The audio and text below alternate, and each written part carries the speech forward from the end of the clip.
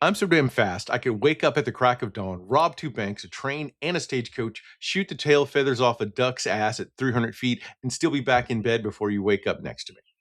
I'm Chris Spivey. And I'm Eddie Webb. And we're here to talk about a movie that was ahead of its time, The Quick and the Dead, 1995.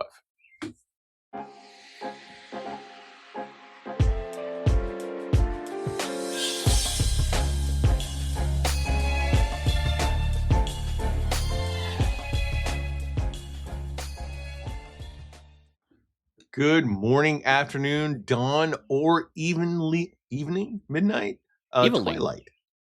I'm making up words as we go. I'm a writer. It is what I do. I create words. Also, please let us never talk about Twilight. I was talking about the time of day, Eddie. I see. Yes. So I should start by saying I thought I was going to watch a certain movie, and then it turned out to not be the movie I thought it was going to be. And that's partially because there are more than one movie called The Quick and the Dead that are also Westerns. There was a 1987 movie called The Quick and the Dead starring Sam Elliott. That is not this movie. There also apparently was a 1940s movie called Quick and the Dead, but that was a World War II film. So not even the same. Right, which is not even remotely the same. Which has made my YouTube searching very interesting. So I put the year in. Which I generally put the year in, but this time I forgot, and I started like, well, what is happening? But anyway, not the movie I thought I would like to point out for Eddie that I also hyperlink a trailer of each thing that we're watching into the document. Right. Which that would have let him know. I mean, so when you click on a hyperlink in Google Docs, this is fascinating podcasting. But you do get a thumbnail of the video, and it usually gives like a blurb of it. And most of the trailers tend to have the actors are involved with it. So immediately I realized it is not the one with Sharon Stone in it, so it's the wrong one. So like that gave me enough information to navigate by, certainly. But I try to avoid trailers because I find trailers, if they are good, means that they spoil me on the film that I'm trying to watch if I haven't seen it before, and if they are bad, mislead me and make me have a different experience than the one I expected to watch. So, generally speaking, I just try to avoid them. So all that hard work for nothing, Chris. I disagree. I think a good trailer is one that entices you for the movie, doesn't spoil you, and doesn't necessarily lead you down the wrong path. I'm glad you had that experience. And it's also great. So if we're totally deviating from this movie, because Jill and I, when we're trying to find stuff to watch on those rare nights on Saturdays when we have time to watch a movie together, we go and we like to watch a lot of classic movies frequently. And so trying to find trailers for classic movies is near impossible in like the Apple Store and everything else, because they don't show you trailers of the movie. What they do for their trailer is they take 2 minutes of a random scene from the movie and show you that. And that I hate. So then you have to go to YouTube to try to find original trailers and the quality of those. So fascinating podcasting about The Quick and the Dead. Well, I mean, it's relevant in the sense that ultimately a trailer is an act of editing, right? You're trying to condense the experience of a larger work into something that is exciting but not revelatory. It's equivalent to like say, I don't think books do as much anymore, but books back in the day used to have either on the back cover or on the inside first page, like a page of material. And it was never a direct quote from the book. It was heavily edited down from a scene from the book to kind of get you excited about it. More, and which it was funny because like one of me and my wife's favorite books, weirdly, is Lord of the Rings, which is the National Lampoon parody of Lord of the Rings. I have a copy of that in the other room. Yes. Oh, so you know the fact that the promo bit in the front is actually nowhere in the book, which itself is kind of funny if you know this very specific esoterica about how books are made in the 70s. So it's very funny for a very select audience, of which we are two. Well, three now. Look at that. They've got like 100% accuracy rate on this podcast. Yep. Exactly. I tell you, one So day yes, we're I going didn't to watch the cover fucking trailer. we're going to cover Tolkien one day on this podcast. I don't know when, but it's going to happen. Someday. Maybe we'll cover Lord of the Rings. Actually, I wouldn't mind talking about it because it actually has some interesting bits to it. I don't know. Maybe now I'm thinking of like how I'd want to do that. All right, that's not what we're here to do today, though. Here to talk about The Quick and the Dead in the Western Run. I think we're deep into the Western Run now too. This is like our 20th so of it. How are you feeling? Yeah, up there. Still good. I'll be honest in the sense that maybe a short break might not be bad at some point in the future because our last break wasn't really a break. It was 2 episodes of a Western comic. So we had a nice long run of it. But I'm not. Again, we're at this stage in the superhero run, our late lamented, much maligned superhero run. I I think don't think it was you and I were maligned. you and I were both like, oh my fucking god, I don't want to talk about Batwoman, right? You know, right? It didn't help that we were also deep in a pretty rough part of our choices in regards to that, because I was like, we were doing like the CW shows and Batwoman and a couple other things. It's like I remember We didn't schedule liking enough. Black. We didn't schedule enough breaks and intermissions into that. Right. That way, I know the break submissions came from that run because we're like, okay, we need to break this up. But kind of like I talked about last episode, watching Tombstone again was helpful because it showed how much my knowledge of Westerns as a genre, my appreciation of the genre has grown because I could see that movie and see different things in it than I've ever seen before. Even this movie I knew reasonably well. So that's a really good sign. Nice. So all right. Simon Moore finished a script for this film in 1992. Okay. It was picked up by Sony in May of 1993, and then Sony immediately approached Sharon Stone, who was like hot off the success of, I want to think it was Basic Instinct at the time. Like, boom. Okay. And they're like, we want you to do this film. It's a lead role. Would you take it? Because Moore's original idea was to write a script that was sort of an homage to the old spaghetti westerns. Specifically, the American Called Dollars trilogy, starring a woman instead of like grizzly old Clint Eastwood. Right. And he talked about the different dynamics that would add to the role. And I'll be honest, like, again, once I realized I was not watching a movie, like 5 minutes in, I was like, oh, this is Sam Raimi doing Sergio Leone. Got it. And so that homage was very clear to me almost immediately. To that extent, he put in a lot of biblical stuff too, hence like the town name of Redemption, the villain being Herod. So there's all that was intentionally put into the script and yada, yada, yada, which we may touch on when we get to that point. But to take a minute to talk about Sharon Stone, who was like killing it in this point in the 90s. They approached her. She said, yes, I'll do it. But she also became a co-producer of the film. Yeah, I was surprised to see that in the credits. Which means that after that, I'm stating it up front because Sharon Stone helped shape this entire movie going forward. For instance, the studio had some different ideas for directors, and they sent her a list of directors, and she sent back one name on a piece of paper and said, it's this person or I'm walking. Sam Raimi. And this would have been Sam Raimi, like, not too far away from Evil Dead, right? It's Army of Dark. I think it was Army of Darkness that got her to fall in love with Sam Raimi's work, and that's why. But this is before Spider-Man. This is before Spider-Man. Oh yeah, Sam Raimi. Yeah. Spider-Man's like 5 years from now. Right. I think some of the things that Sam Raimi learned to do in this movie, he takes over to Spider-Man.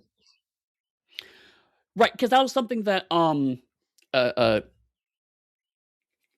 we may talk about it later on, but basically the directorial choices that were made me look up an interview with Sam Raimi about this, and a couple things I learned. One of which is that a lot of Sam Raimi fans don't like this movie, except for like hipster Sam Raimi fans. Like, you know, like this is apparently a hipster choice of people who love Sam Raimi. You know, which the common coding is like underappreciated classic or whatever, cult classic, blah blah.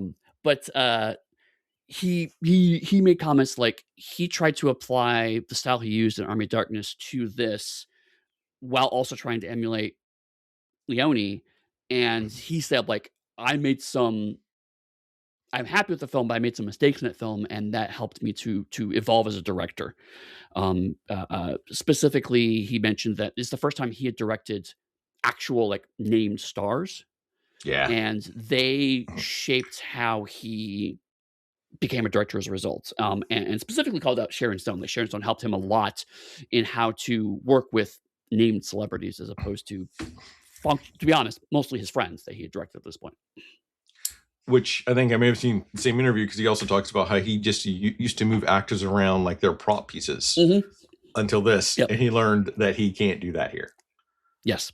And so, for instance, I know that he had a longer conversation with Hackman, who was like, my character shouldn't be sitting. My character should be like strutting around doing all this other stuff. And he had to explain to him, no, your character is more like a king who's overseeing things, and had to like break down and explain the thought process, showing that they're working together. Mm-hmm.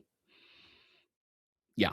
And so this is, from that perspective, this movie is very interesting because it really is kind of the stepping stone between Army of Darkness Sam Raimi and Spider-Man Sam Raimi, which is a reductive way of saying he's at very different places in his career in those two movies as a director. And I don't joke when I say the movie is ahead of its time. Like, it was not reviewed well, to say the least. Sure. Siskel and Ebert, of course, didn't like it. They were saying it was like too cliche, and Hackman's playing the same character he played in Unforgiven the year before, and they were insulting Sam Raimi, like camera moving around too much and everything else. And if you look, a lot of the different tricks and things that Raimi used here and developed were suddenly used by a lot of other people in different ways. So it's that thing about being ahead of your time, always being underappreciated. I would not call myself a hipster, Eddie, but I would say that this is one of Sam Raimi's better movies, and it is underappreciated. I guess I'm going to spoiler up top, at least about Raimi's directing of it. Yeah, like I was using hipster kind of half reductively, but yeah, because like it's not commonly mentioned amongst his larger oeuvre, which was interesting. But I also saw, again, ahead of his time thing. One reviewer made the comments that Sharon Stone was, quote, sexually inert. And I was like, first of all, what the fuck does that mean? And second of all, did you watch the same movie I did? Because her sexuality is not really a key point of anything in this movie at all. But to your point, if it's coming right after, Basic Instinct, they're seeing a very different style of character. It's showing her range, but audiences were expecting a certain thing and didn't get it, and so therefore the movie is bad, which is a terrible response. It is. Like, I'm not going to give any of my opinions about the acting yet, but so there are a lot of reviews are like that, and it's that, which is also impacts part of the reason why. All right, so this movie had like a $32 million budget essentially, right? And it was, I'm gonna jump out a little bit. It made, I want to say, like around 47, 48 million at the end of the day after all the box office, and about 20 to 28 million of that came from overseas. Oh, okay. So it was not a failure, but it wasn't like a real success either. Right. And this was 2 years after Tombstone, so I could see why people were like, "Oh, this is gonna be, Westerns are hot again. It's a Sharon Stone-led thing. She's hot. Sam Raimi is hot." So I could see why people expecting a whole bunch of money off this, and it just didn't happen. So I don't think the studios even thought that, because the Western genre, while Tombstone helped reinvigorate it, you're forgetting that Wyatt Earp came after that. Oh, right. Any high expectations you had, I think Wyatt Earp blew all those up. Like, it's a pit. Fair. So it was like a concern about the budget they're giving them. So it was a big gamble that they took, which is why the studio kept getting involved. And there was like studio battles between the direction that Raimi wanted to take. There was battles about casting. And so that created a lot of tension even on set. So people coming in weren't really sure what to expect and to respond to. From focusing more on Stone as a co-producer, for instance, Stone saw Russell Crowe in Romper Stomper and wanted Russell Crowe to take on a role. Russell Crowe originally auditioned for a different role, but she's like, you should be Court in this movie. Yeah. Because she's like, you've got like the presence, you've got all this other stuff for it. And the studio was originally looking at Liam Neeson at the time. And that Wow. Liam Okay. Neeson could also be because of Sam Raimi and Darkman. Right. Okay. I can see that. But yeah, certainly it seems like both Russell Crowe and DiCaprio, I knew both of them were fairly early in their careers at this movie, so it was like kind of a weird case of like nowadays this would be a star-studded movie, but at the time it was only a couple of people that were recognized as quote unquote stars, you know? Because I think the studio was also debating trying to get like Matt Damon, who I think turned down the role of the kid, or Sam Rockwell to be the kid. They did not want Leo DiCaprio. Like they said, we're not going to hire him. And to show what like a baller Sharon Stone was, she went in and said, I don't need you to. And she paid him out of her own pocket for that role. Wow. So like I don't know if DiCaprio is sitting her or anything, but she made his career, no offense against his great acting skill and everything else, but she gave him the opportunity to launch into everything else he did.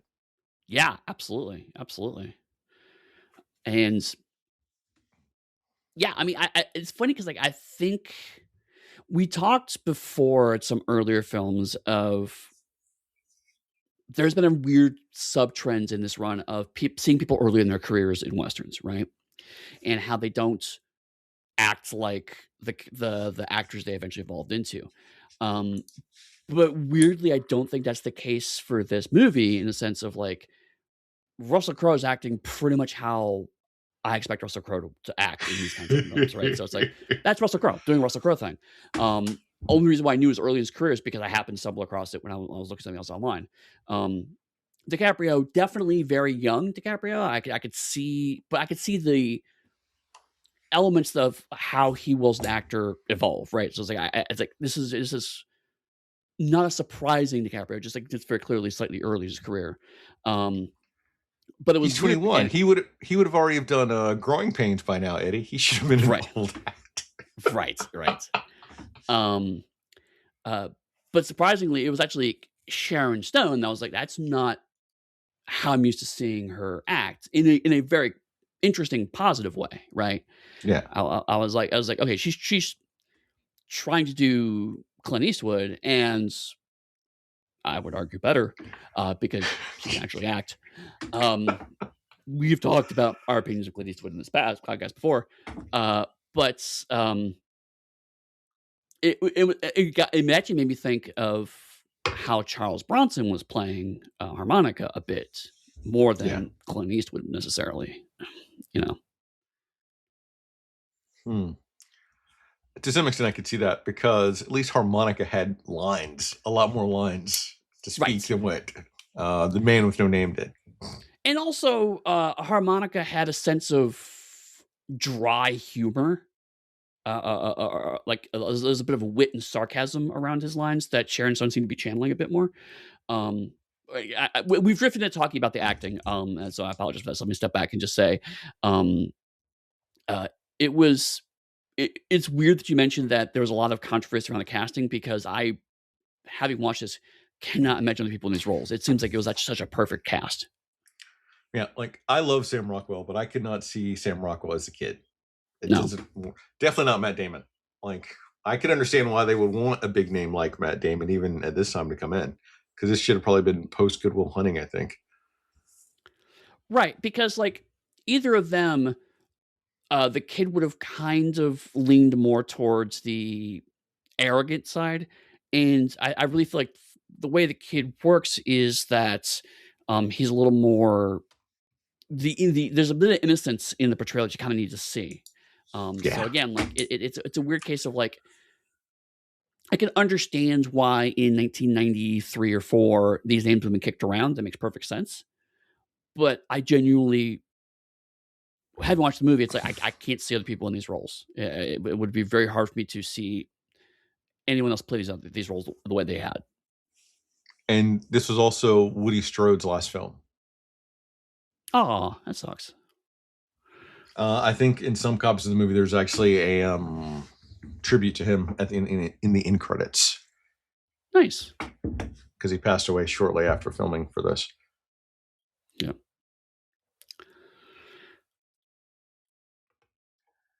So, Gene Hackman. Gene Hackman. Lex Luthor himself. Some of the reviews, like I mentioned, talked about how he's playing the same character he did for Unforgiven. But the scene in the movie where he sort of slaps Sharon Stone was not written in the script, and he improvised it. So, like, that reaction that she has is real. Oh, okay. And she looks like she's about to fucking kill him. Yeah, because she was about to jump him back, and I think she gets stopped by one of the dudes over there acting, I assume. But like, ooh. Oof. Yeah, I've I also heard that Hackman is sometimes hard to work with for stuff like that. I don't know. So I will honestly, I don't know a lot about Gene Hackman. I know maybe 4 movies he's done out of his long career, or 5, and this is one of them. Right, right. And I count Superman as one movie. Well, fair. As I understand it, he was prone to ad lib at a time when ad libbing was not encouraged by directors. So again, slightly ahead of his time in that regard. But that also meant propensity to just do shit that he felt was right for the role, and not necessarily what anybody else on the team needed him to do. Yeah. And I think good directors found ways to incorporate that. Weirdly, I think comedies worked better with that because there's a certain amount of energy that comes from improv that for comedic films that allowed.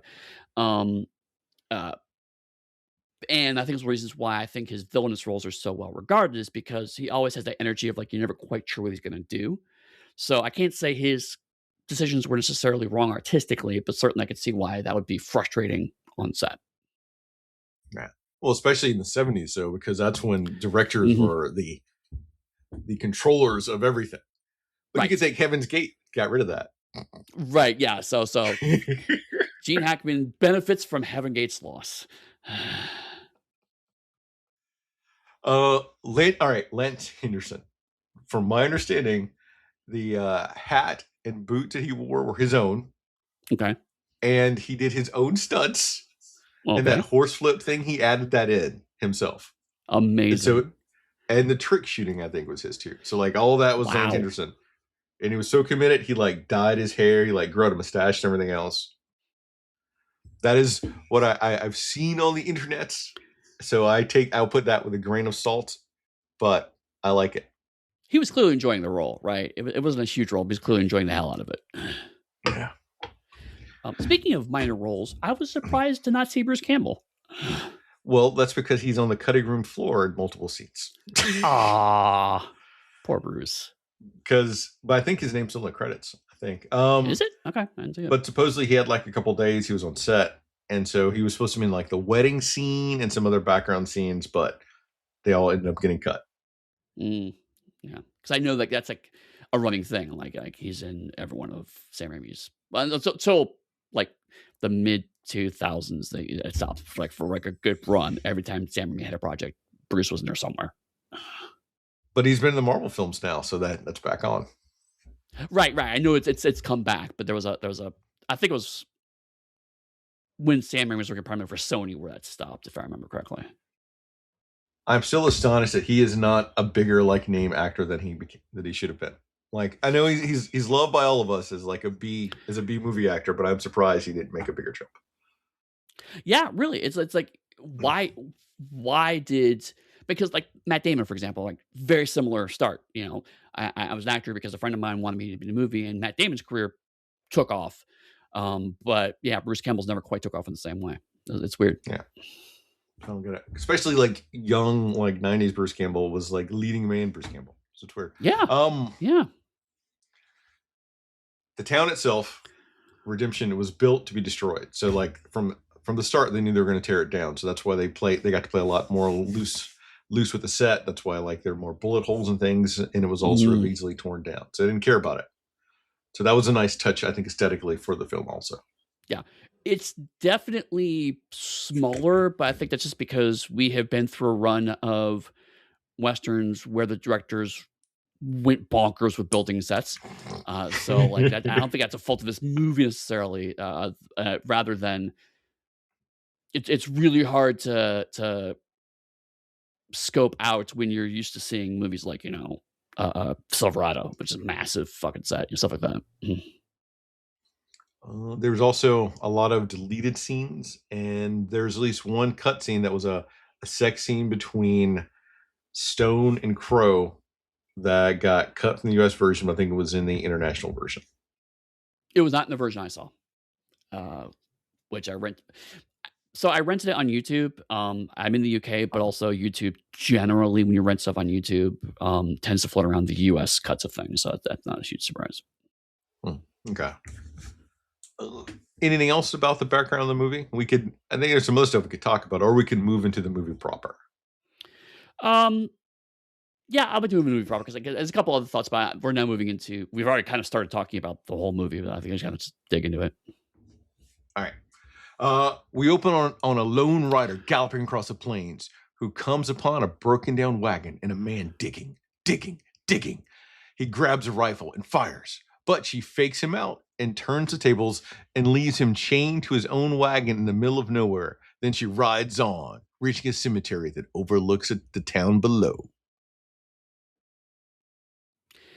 I genuinely was happy when I was like, "Oh, hey, this is the female lead, and also she's not a sex worker, right? I'm not the problem with sex worker, but we've had a lot of women as sex workers in this run. It was nice to have finally there's a female character who has another job." Yeah, vengeance is her job, Eddie. Right, but she's good at it. She has a 401k for vengeance. So I liked the fact that it showed the writer and didn't really focus on her to try to like have a reveal of it being a woman. I know that if you're going to see the film and you see like Sharon Stone plastered all over it, right? But for those people that weren't paying attention, they might not have been sure what her role was. So that might have been like a nice moment for them to realize that Westerns could also be women as like your leads in it. Right, which leads to one of my frustrations with how this movie has been perceived historically, because like I believe like you, most of my research involves looking up Wikipedia page. Um, and the Wikipedia page defines this as a revisionist Western, and it seems that definition is primarily because the gunslinger is a woman, and I'm like, that's not really that revisionist. So this goes back to something we talked about before, right? Where a lot of people have picked up or are either fans of Westerns or picked up through osmosis Western genre tropes like I have, and mistakenly assume that's how history worked. Yeah. And so it's like, why is this called revisionist? There's nothing about this that is inherently revisionist to my mind. We would have to get into like a large definition of what revisionist is. Like, for instance, I think it's been a while now, but I even think Johnny Guitar is considered revisionist Western, and that starred like a woman. So we could try to get into the concept of how, if you know what, I'm going to make it for role playing people. So when you're reading a role playing book, they don't tell you what the race of the people are unless they're not white. Right. Unless, of course, you read Harlan Bound or any of my work. Right. Mm-hmm. So they're making an assumption then that all Westerns would be white male. So right. Using that concept for it, that's however who did it would make it a revisionist. That's like the simplest, most baseline quick definition I'll give before, instead of trying to go into these specific definitions of revisionist versus like acid versus everything else that we did for the first episode. And that's fair. I don't necessarily think we need to get into that because A, we've talked about how genre labels are kind of arbitrary and get fossilized in weird ways, and B, literally the name of our podcast is how we don't believe in any of that shit, so it's not worth digging into that too much. But I bring it up because you're right. The way the movie is paced, there's a little bit of, but she's a woman, about at least the early parts of the movie. And knowing that Sharon Stone was a co-producer on it, I feel like that was intentional, right? It is because that could have gone bad. That could have been like, she's a woman, but here's how that's not really a thing.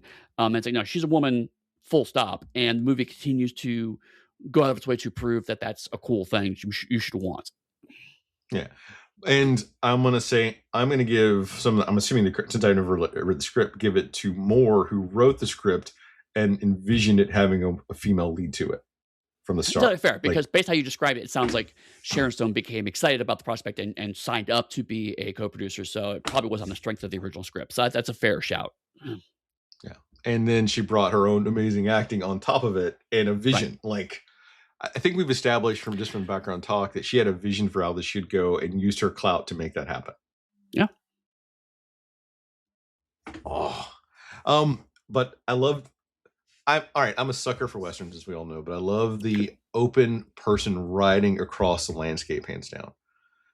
Funnily enough, what I didn't mention the background stuff is that Sharon Stone has ridden horses. I think she said a long time, and so she bought that horse, I think, whose name is Magic, after this was all over.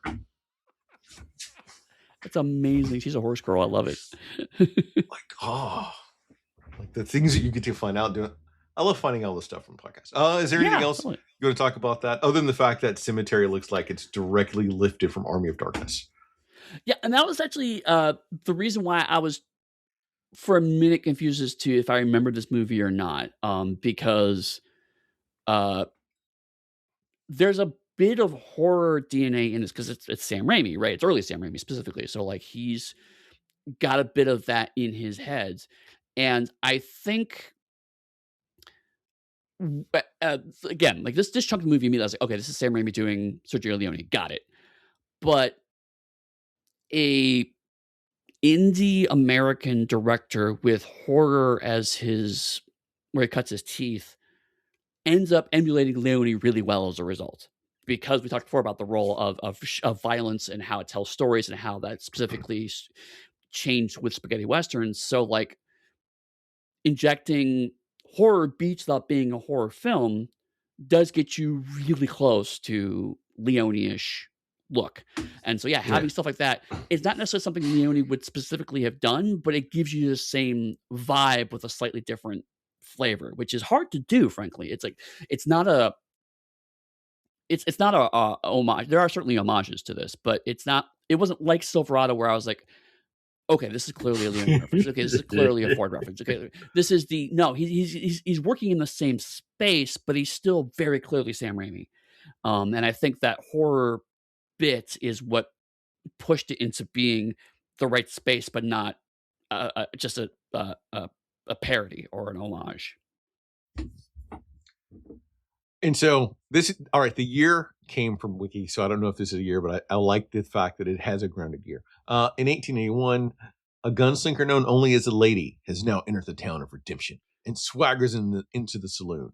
A gambler trails in behind her as a local shoeshine kid eagerly unloads every scrap of town gossip and exposition he's got. After witnessing an escaped prisoner ride up quick to the saloon and then shooting someone in the back, the lady and the prisoner exchange quips. Later, alone in her room, the lady reflects on an old black and white photograph of a man. That night, she walks to the town festival. Festival of the Dead, maybe? I don't know. Lights blazing and the crowds laughing while wrestling with ghosts of her own past. And a passing merchant in the chaos says, "Gold teeth, all sizes, gold teeth." Eddy, this is a Sam Raimi film. Exactly, right. That exact level of dark comedy, I was like, yes, this is absolutely a Sam Raimi film. A guy selling gold teeth is pretty much exactly what I would expect in this kind of movie. So I was like, no notes, love it. So I've given too much away, but the very simple fact that I always love, and I even write it in some of my scenarios for the Westerns, when you come into town, when she rides in town as a player character, you go down the strip of the street of the town. So you get like a full view of where everything is, or you're establishing the setting and all the key places. So you don't have to go back to it. You can just shoot to it later, or the players would know in a game where stuff is. Right. I love it. It's beautifully done. We get to see everybody. We still get her being super cool as badass comes in. Even when she goes in to try to talk to like the saloon keeper that's saying like the sex house is next door, and she kicks his stool out and catches the bottle in midair to drink from it. establishing badassness. Right. And like it's very clear on the violence scale here. It's okay, this is very pulpy, over the top violence. But again, like it's you know, it's Evil Dead, it's Army of Darkness. That's what Sam Raimi does. He does that very exaggerated violence that looks interesting but doesn't make a damn bit of sense if you think about it, right? It's like if you actually strap a chainsaw to your arm, it would not work in any way, shape, or form that you good, right? But it looks cool. And that's what Sam Raimi's doing here. It's like she looks cool, and that's especially considering you're trying to sell to a 1995 audience that a woman gunslinger is a character you want to follow. Making her look as cool as possible, as fast as possible, is absolutely the right call. Yeah, and the level of violence that she enacts would be in that time proportionate for the disrespect that she got repeatedly from him. Yeah, absolutely.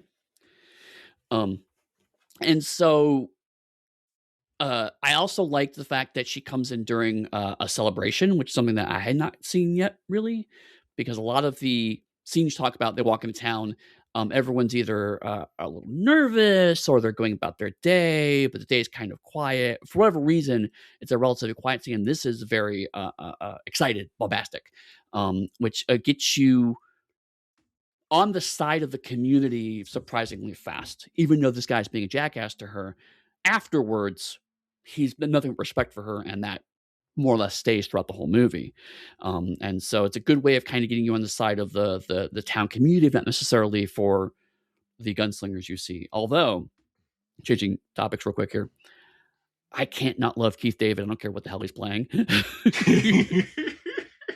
Because I was like, I saw Keith David in credits. It's like, oh yes, it's Goliath. I love it. I love the fact though that she's walking past and you overhear the conversation, reinforcing at the time how cheap those doors are, because you would hear a lot more conversations. Most Westerns don't do that when you're walking past. Right. And that gives her a reason to open the door. We get to see Keith David and all of his awesomeness. His voice, though, gave him away, even if you didn't read the credits. Right. Because he's such a distinctive voice. But it was the case, like, I have not seen very many of his live action work. So I was like, oh, wow, cool. I get to actually see Keith David act. And it was so much fun. He was like one of the gifts. Actually, someone made me like a meme for him for Haunted West for when I initially started promoting it. Nice. From this film. Nice. All right. You got me on Keith David. I had another point I was going to make. So when she rides into town, I love the fact that the coffin maker looks up at her, and that's our Woody Strode shot, by the way. It's like already measuring her up for a coffin as she rides into town all badass. Which, if you go back and remember, I'm trying to remember, like The Man with No Name, I think when Clint Eastwood rides in town, one of the first things he also sees is a coffin maker. So that gives you like a direct homage to that scene here. But I haven't seen that movie now in like a couple of years. Right. And what this chunk kind of establishes, which is interesting, is that again, this is 95. We've had decades of westerns, and it's very clear this is an homage to that specific genre of western. You have this weird moment of like, of course, gunslinger's coming into town, and people are going to start talking about, she's going to get killed and whatnot, and she's a badass. And there are other gunslingers here, because that's the kinds of things we expect in these kinds of movies. And it slowly, at this point, dawns that this is actually a weirdly highly proportionate number of gunslingers all in one place, and that's a plot point. But it's not a shock. It's just it's the boiling the frog alive kind of thing, right? It's the she's cool, and then there's other characters cool, and then people are casually referring to gunslingers, but it's like, oh, it's a western, of course they are. And it's like, oh, actually, no, wait. That would be weird, right? It would be weird that they would be just casually measuring up for a coffin. And so it takes these little nods and references to westerns and then slowly stitches them together into an actual world, which is very, very cool. A short while later, all the named characters are gathered in the saloon when the quick draw competition is officially announced. The barkeep lays out the rule. Each fighter may duel once per day. Anyone can challenge anyone, and match times are drawn from a hat. For the length of the contest, every contestant gets whatever food, drink, or anything else they want, courtesy of the mayor, outlaw, John Herod, Mhm. and the grand prize of $123,000. Eddie, it's weird. There's like a 3 on that, not 123. Yeah, so weird.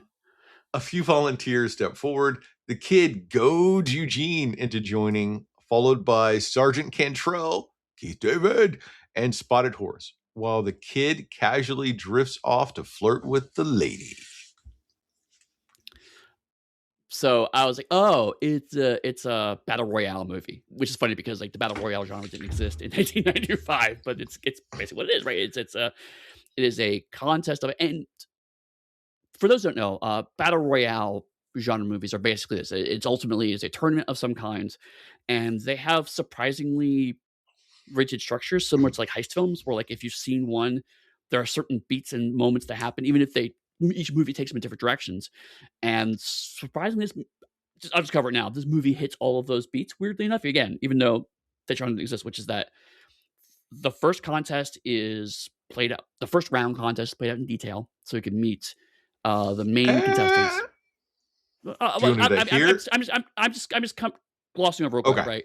Um, then the middle rounds are kind of edited through, and then there is a twist before we get to the final rounds, so where things do not go as planned. So that's all I'll say for right now. We'll go into those in detail. But I was like, it was weird because like, I had that in my head, and I was like, okay, but this can't be following the same format. And it sure enough does.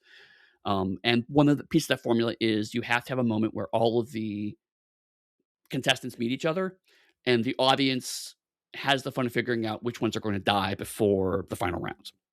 Right. So, funnily enough, that you mentioned that because the studio pushed against this for a while. Like, Really? it's like too convoluted. Why are you going to do this? Why are they not like doing like westerny stuff? It's like this is the thing. Because one of the points we didn't bring up is like the writer even mentions in later interviews that like the studio effectively had him do rewrites. They didn't like the rewrites, so they let the writer go and hired someone else to come in to do rewrites. And the rewrites that person did had the movie being like 2.5, 3 hours. And they Mhm. hired back the original writer Oh, who came in Jesus. and cut all that stuff the other writer did. And I think this script is originally the script that he had written in the first place. So all that was basically to go back to the original script that they just commissioned. But he didn't tell the studio he did that until it was already filmed. It's like some Oh, of the right. internet rumor heard. So essentially, he said all that was a point waste of all of our times, and this is what really happened, and this is the movie I kind of wrote in the first place. But it makes a ton of sense, right? Because like what we find out pretty fast here is it's another corrupt mayor, which is a trope we've seen a lot in westerns, which is fine. But this specific corrupt mayor, it's 50%, like I said, a King Herod reference of like people are going to die for my amusement. And so it has to be very clearly a game for that to land. And 50%, there's a weird throwaway line of like it's to figure out the best gunslingers in the world, right? And I was like, is that just bullshit, or is that actually going to turn out? Spoiler: it's bullshit. It's because Herod wants to just prove that he's the best gunslinger, and this is what he does to kind of assuage his ego. Um, but it's interesting element because you're right. Like so much of this is weirdly specific in a way that doesn't ring true. Like the money is a very good example. Wells Fargo has donated $123,000 as the prize for this. It's like, why such a specific amount? Why is Wells Fargo contributing money to this? Right? And it's when you tell a lie with too many specific details, right? Yep. And so that's Which, how it all feels.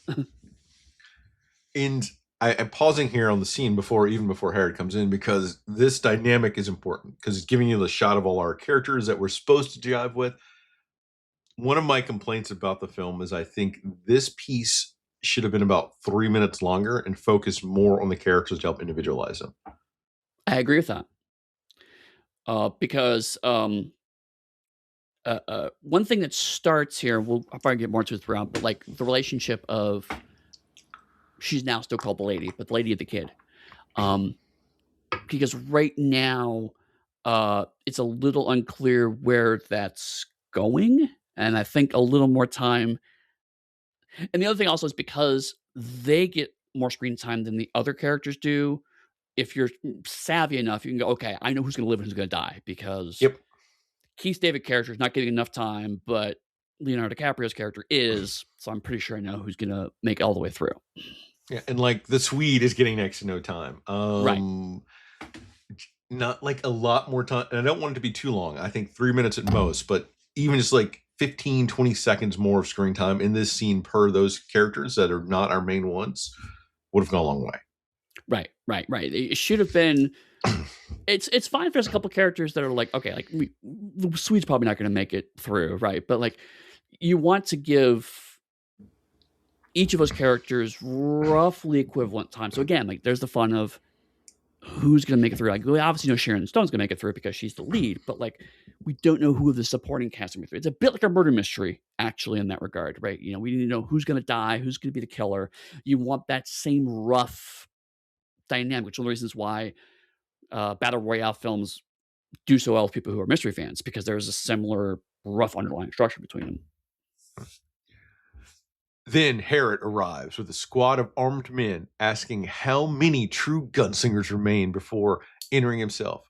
Seconds later, his thugs drag Court in a preacher's collar into the room in chains, mocking the former killer who now claims to have renounced violence. Herod decides to hang the Reverend right there in the saloon unless he agrees to compete. Before the noose tightens, the lady steps forward and announces her own entry into the contest, hoping for an intervention, only to draw instead and shoot the rope, saving Court. Amused, Herod agrees to let them both enter, and the room suddenly gets a lot more dangerous. Da-da-da.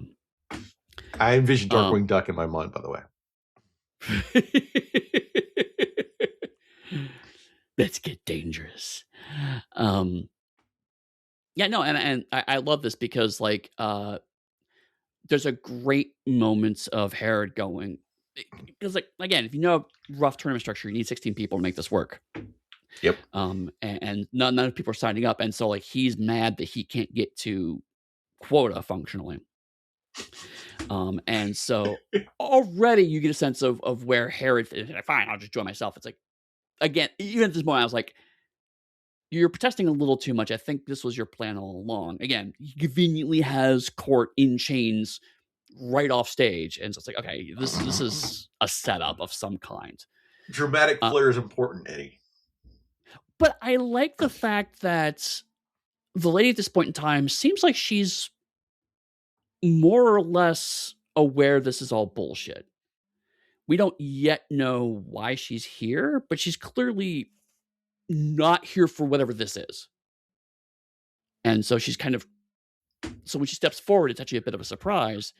And so it sets up an interesting, in the expectation of like, and we'll get to this in a second, we don't know that there is a relationship between Herod and the lady, but it is implied through how this scene is set up. So when we find out in a minute that there actually is a relationship, it's not a shock. Because she keeps eyeballing him, though, is like part of the thing. Yep. And his arrival, I love the slow-mo cam shots that we're getting. For here, it's just like on the stomping of the boots as he's walking towards everyone. And so when I was hearing the the reviews from Siskel and Ebert talking about pushing against the slow-mo shots and like the close-up of people's faces and everything else, I don't understand why that is a negative at all. Like, that builds tension. It's actually changing a dynamic that's not frequently in Western films up to this point. So it's because I keep thinking about their review in my head, how they talked about how it was a cliche movie, all this has been done before. And then they go and they are dismissive of all the things that Sam Raimi is doing different and bringing to it. And then stuff that like potentially Sharon Stone's doing different and bringing to it. Right. There's there's a kind of catch-22 happening there, right? Again, compared to, this is, I keep going back to it, but like Silverado, I think is a really good example, because Silverado was so faithful to Westerns. And we talked about that as like, I enjoyed Silverado, but certainly it was like, this is a love letter to Westerns. Whereas we're now in an era in the 90s of like, movies that are trying to do new things in this space. And so that's what Sam Raimi's doing. He's like, yes, I want you to feel like you're watching a spaghetti western, but I don't want you to mistake this for a movie made in the 70s. Now, that said, I think it gets a bit excessive later on, which we'll talk about when we get there. Yeah. But at this point, no, I completely agree. Like, it, this is at a basic level, from a pure plot and script perspective, a very boring scene. But it doesn't look at all boring because of how Sam Raimi shoots it and how the He's actors bringing portray like it. he's bringing like the psychological horror and terror to the scene through his Yes. cinematography and everything else. Yes. What we kind of land on bizarrely is Sam Raimi using Sergio Leone-ish visual language in a Hitchcockian way, Oh, I like that. right? And so, yeah, if you're going, I want to watch a Western, I'm not expecting Hitchcock, but this is some of Hitchcock visual language, I would have loved to see Hitchcock make a western. Wow. right? Yeah, that would be amazing. Okay. Um, I love the fact that he has Court standing on a chair and is doing the most westerny thing ever and is slowly shooting away parts of the chair until he agrees. Yes. It is cheesy, but it fills my heart with glee watching it. Especially the close up of the him standing on the chair and the chair back slowly pulling apart. It's like, it's ridiculous. It's so obvious, but I'm with you. I loved it. I was like, yes, no, this is amazing. Especially, frankly, right after Tombstone, because Tombstone was a very different vibe. And this is just like, man, Westerns are cool, right? You know, that's what this whole movie's about. Like, Westerns are cool, man, right? Look at this shit. This is awesome. And one of the things you can tell here, though, is while I'm giving Sam Raimi a lot of compliments, I don't think Sam Raimi is a Western fan. Like, I'm not saying he No. doesn't like Westerns, but I don't think he's a Western fan. And you can tell that in some of the cinematography and directing, but at the same time, it is done so well that it doesn't matter. I would argue he may be a Leone fan, which is different, right? He may, because there are certainly directors who like other directors, don't necessarily like the subject matter they're filming, but are fans of their style. Yeah. And so I think it's sort of the same going. I have watched Leone films and I like Leone films, but necessarily if Leone did a non-Western film, I would watch him and love it just as much. The genre is not what he's into. So you're right. We have Silverado, which was a movie about people who love westerns, and this is a movie about a guy who really loves what Sergio Leone is doing. But you're again, yeah, he's not aping that. He wants that energy. He wants that dynamism. Which, even though I loved Tombstone, that was not what that movie was about. That movie was not about visual dynamism, and this movie absolutely is. And I'm also agreeing a lot, not that my opinion matters, but I agree with Sharon Stone saying like Russell Crowe was the right choice for the role of Court, because I'm trying to think of Liam Neeson in that role, and Court doesn't necessarily have enough lines. So you need to No. have like a layer of gravitas plus just general hotness to like keep people drawn in. And young Russell Crowe had that hotness and that gravitas that I don't think a younger Liam Neeson did. I think No, Liam Neeson like, having a speaking role, totally different though. right. And to your point, right, like, uh, uh, yeah, there's a romantic subplot happening here, but the movie's gonna be interesting in the sense that what the romantic subplot is a bit of a bait and switch, which is nice. But to your point, Court needs to look, it has to be plausibly innocent before you find out the reveal that actually he used to be a killer. And it's not much of a reveal because it's said here, but we have to kind Yeah. of be in doubt of like, we don't trust Herod, so maybe Herod's lying. That's the tension we're looking at here. Whereas I would never believe Liam Neeson was a man of peace, right? It's like, no, you're Liam Neeson. You're not going to be that. Because he has a certain set of skills. And Right, whenever I see him, exactly. I would know he has those skills. But we're in a weird place now because this is not Russell Crowe who has played Gladiator, and now looking back, it's hard to think of Russell Crowe in that role. But you're right, early Russell Crowe absolutely could have been that because I think it was a soap opera before this or something, right? Oh no, like Romper Stompers was like a neo-Nazi drama in Australia. Oh, really? Okay. So Wow. he wasn't. Wow. I think this was like his first Hollywood film because he wasn't Sure, even in sure. Virtuosity yet. Do you remember that one? Wow. Do you remember Barely. Virtuosity, Eddie? Barely. You get to see a lot more of Russell Crowe in Virtuosity. That was the late 90s era of, hey, we've suddenly figured out what cyberpunk is, kind of, sort of. with Denzel as virtuosity a lead. hackers, Lawnmower Man, all that shit. I knew it because Denzel was in it. I watched it, so it was. Fair We may enough. cover that movie one day, Eddie. Okay. I mean, I don't remember it being a me, good I love movie. shitty 90s cyberpunk, man. I do not remember it being a good movie though. To show how good Court is, even in chains and everything else, he catches a glass of water thrown to him. Nice Yes. scene, nice touch. Doesn't spill. I wonder how many times I had to shoot that scene. Yeah. Motherfucking flashback. Here it is. Marshall Badge. White men riding on horses. Someone chasing a little girl who's screaming for daddy. She awakens from her nightmare the next morning. The kid recounts their drinking, poker, puking, and poking. She notices barrels of loose dynamite that he's been using as a bed that they shared. The kid drops expedition and he believes Herod is his father, who she wants to kill. While outside, still chained, Court gets battered by plank-wielding children. Eddie, how many times in my life do I get to say plank-wielding children? Until the lady spanks them. The pair flirt a bit as she asks if he wants to fight back, which Court admits he wants to. She follows Herod into the saloon, gun ready as she eyeballs the outlaw mayor once again. Before Wagon Wheel, Mr. Kelly, challenges her to a duel at 7 p.m. that night, meaning she can't challenge Herod. Plank wielding kids, Eddie. I'm going to put that in my next game I write because it brought me. The dad slaps him around a little bit, like, get him, kids. And again, it's one thing that I've been enjoying about this movie is that because it's Sam Raimi, it's just random shit happens sometimes. Yeah. And so this whole town has a kind of sense of almost it's not surreal, but it's just touching on these things don't entirely make sense, which works perfectly because this is Herod's ego trip. This whole town is Herod's ego trip. So I enjoy that. But going back to flashback, your favorite thing. This is when I started thinking about Once Upon a Time in the West, right? Okay. Because it is her plot line is roughly similar to Harmonica's. Harmonica's, yeah. Which is she does things and then we see flashbacks of increasingly detail to figure out why she's doing the things. So I was not thinking of her being Clint Eastwood. I was thinking of her being Harmonica. And again, I think she's doing a really good job with that here. But the other thing I really liked. Oh, go ahead.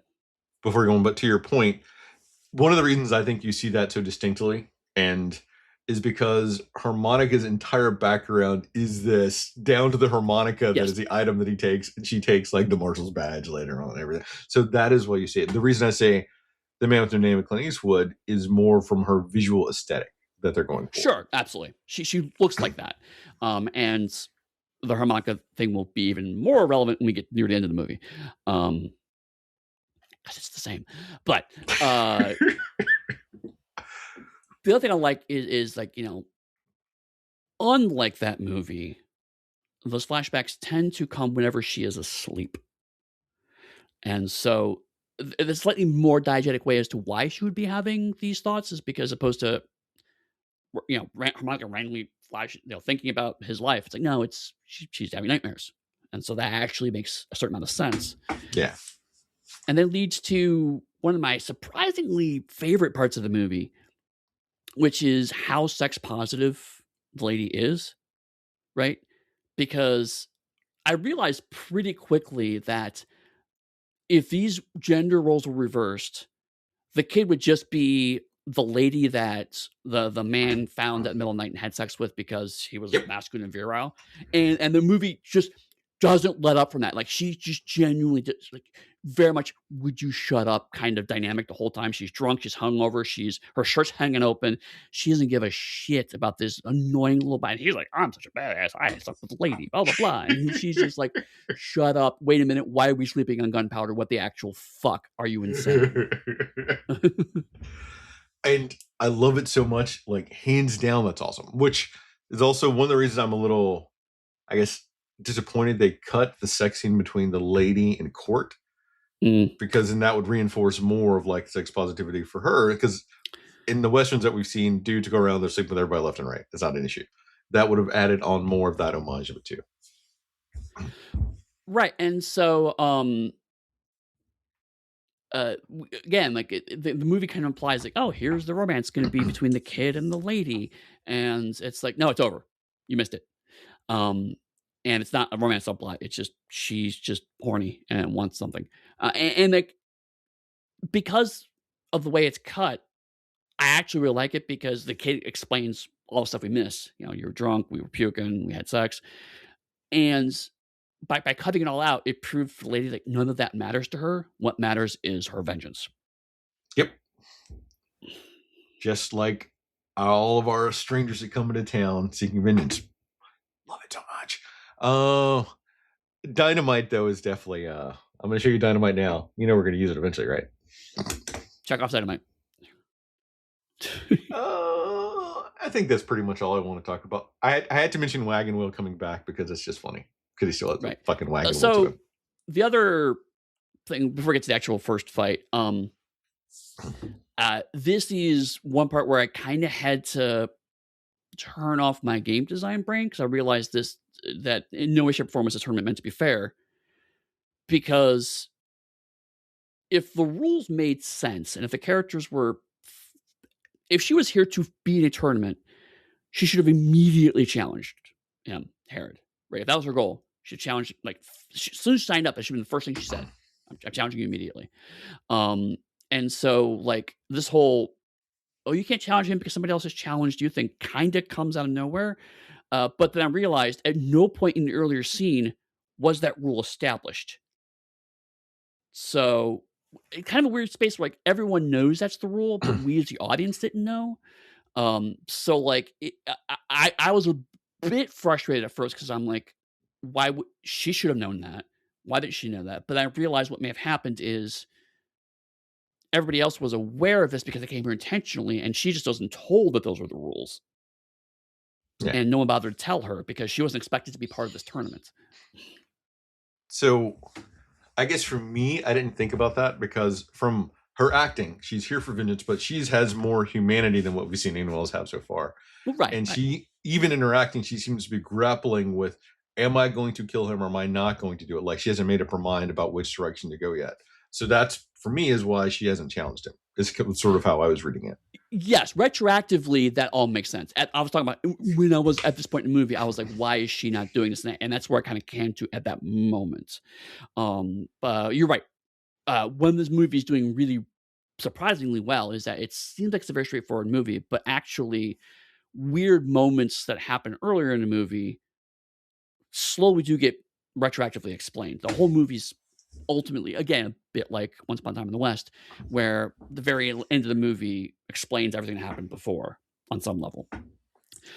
So like, I think that worked out well, but certainly this is my most part of like, I'm not entirely sure what's actually going on here, but I'm so pleased by what I'm watching that I don't even care, which is good. And to your extent, because I probably won't remember it later, but the games aren't fair. If anything, right. Herod is getting to set the times that people are having their duels and the locations where people are shooting from. Yes. So, that's a good point. But I think what I'm kind of saying is like I went into thinking the games are rigged, and then we had this brief moment where it seems like maybe the games are relatively straightforward before, spoiler, they're actually rigged. But that's a good structure to have, right? You should be distrustful of Herod from the start, and then muddle around, is there actually some rules here before realizing, okay, no, the rules are actually just bullshit.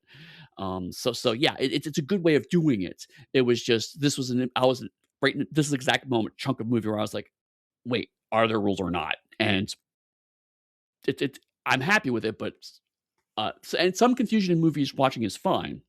I'm just pointing out, this is where it was hitting for me. Awesome. Anything else? We're move on. I did like the heartbeat though from the music that sort of overtook her as she was coming in to meet with Herod, tends to try to gun him down. I actually missed that. That's nice because it was like showing like her heartbeat. She got more and more excited, and that's when Wagon Wheel sort of grabs her by the thing and says, "I challenge you." Nice. And I noticed that. That's actually really cool.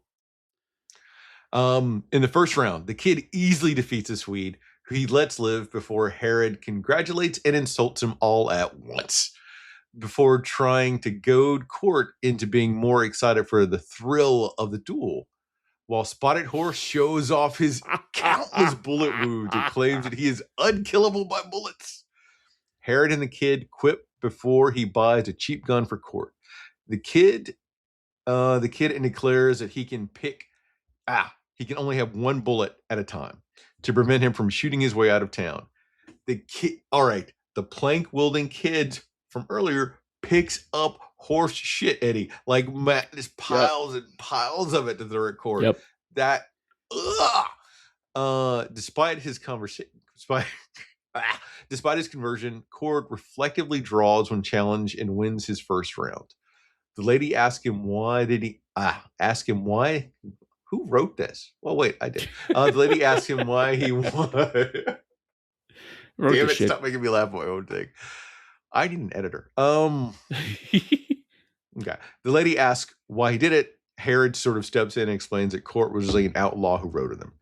Herod kills Ace Hanlon, a braggart who took credit for some of Herod's own kills, painfully making a spectacle of it. Right. Eddie, the horse flip. Love it. The horse. Yes. Oh, it shoots a card. Oh, beautiful. Yes, it's so good. And then he just gets fucking gunned down. It's great. So yeah, let's talk about our structure. This is the first round of the tournament. So each of the breakdowns allows us to see more of the characters on, so we get the first wave of characters that are going to die. And most of the characters die are the ones we expected to die, right? Characters got barely any lines. But one thing that I noticed watching this is that each duel is shot slightly differently. Like the kids, for example, is almost shot anticlimactically. It's again, Swedes doing all this cool shit, and then the kid's more or less just bang, bang, done. It's fast and it's over. Whereas, as you point out, when Harry kills Ace, it's brutal. It's violent. It's ugly. And so how each duel is shot gives us a little bit of like Court, for example. Like we hear the bang, and then the camera slowly pans down to see that he's holding a gun. So we get some of the interiority of the characters based on how their duel is shot and filmed, which is very, very cool. Yeah. And we also get, to your point, an example of how all the characters are. The kid in his fight is super fast, and he doesn't shoot to kill. He shoots to do minimal damage as possible. Like, he shot the Swede's gun hand. Like, it didn't shoot the hand. He, like, grazed the hand at that. Yep. And then when the Swede tried to pick it up, he shot it again. It's like, are you done now? And he's like, yes. And the Swede gets to leave. Gets to ride off into the sunset back to Sweden. Yep. Yes. And Court and Herod kill people. No, I take it back. I don't think Court killed him. Is he dead here? Yes, he is dead. Court and Herod kill people here. Yes. Because the doctor comes out and declares him dead. In both cases, actually.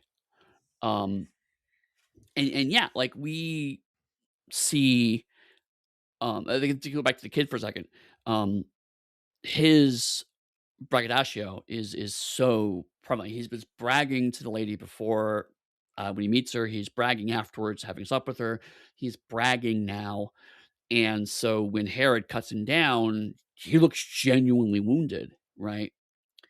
And even though I didn't know where the story was going at this point in the movie, it was still pretty clear to me, like, he's a kid. He's a teenager. And we know that Herod's his father. So, like, he's trying to show off to get his father to respect him, and his father doesn't. So how DiCaprio's playing that really helps sell that to our earlier point. Like, you needed to genuinely believe that this is just a teenager who just wants his dad's love, even though the lines play him as kind of an arrogant asshole. It's like he's arrogant because he's trying so fucking hard to get someone to look at him and respect him. And I think DiCaprio here is 21, but he looks like maybe 15, 16. So that really helps too. And I said I don't think Matt Damon could have done this, and I stand by that. But Sam Rockwell, I could see doing it. Probably not as well though, because Sam No. Rockwell still has that same amount of flair that DiCaprio does. Just thinking about like his A5 Beeblebrock. Right, but again, I think Sam would have Mhm. erred too much on the side of arrogant, whereas I think you need to have that we talked about this earlier, had that believable you actually feel for this kid even though he's just talking shit. Yeah. Um, and because of the duel, you have this weird moment of, like, the kid's not entirely wrong, like, it's not entirely bullshit, but because we had the earlier scenes with the lady, you realize that he's more full of shit than he's not, but then he actually delivers in the duel, and so it's a bit of a shock, actually. Um, but to your earlier point, if they established the Swedish champion more, that shock would have been bigger and therefore would have played Yeah. better. But because he's such a throwaway character in that earlier scene, it's no surprise he loses here. And I am not usually a fan of gun porn, but Eddie, I loved this pre-gun porn Oh, because it yes. wasn't so much about like the guns themselves, but about the rituals people were using to prepare themselves to get into the fight that was focused on the guns. There's like a different level of that intensity, which makes it more character focused than it does just weapon focused. It also helps that it's the kid who's selling the guns too, because then it's simultaneously also giving us even more time with the kid and also learning more about him. Like and it also helps that these guns are just pretty to look at. You know, these are beautiful weapons. And so you're right. Like it's an aesthetic appreciation of weaponry that both the kid has and therefore through us, we as the audience end up getting because we get nice, beautiful close-ups of all these weapons too, and they're in like velvet lined boxes and the whole nine yards. And so when we get to the rusty piece of crap $5 gun, that is a very distinct moment because we as the audience are going, it's not that the gun is bad necessarily because it's not. It works perfectly fine as we see, but it's like, oh, he got the ugly gun, you know, and so like we're denied the pleasure of all these beautiful weapons. So yeah, I'm with you. Like I'm not a big gun porn fan, but it's not about even when the kids talk about them, he's not talking about how good the guns are, but rather, like you said, the history. This was owned by Yeah. this person, and you know they took care of it and blah blah. And so all of these weapons feel real and organic and live like I replaced the wood on this and replaced it silver instead and blah blah. So he's talking about his history with the weapons, other people, previous owners, and so we care about that rather than usually gun porn is like this is a 35 blah blah blah. A good example of gun Mhm. porn scenes I don't like is when Hammer does it in Iron Man 2, where he's rolling out all the Ugh. weapons. Right, Yeah. that's and to be fair, that's intentional, right? We're supposed to think of Hammer as kind of a shit heel, so it works. But there are too many movies that play that unironically. Whereas I think you and I are more of the James Bond vibe of here's some stupid bullshit, and Hugh is explaining how awesome it is that Bond's just fucking around off screen with it, and it's like that's more the quote unquote gun porn stuff I think you and I like, and this is evocative of that dynamic. Just remember though that Sam Rockwell was almost Tony Stark. It's so weird. Sam Rockwell's coming up a lot in this movie that he's not actually in. I'm a Sam Rockwell fan. What can I say?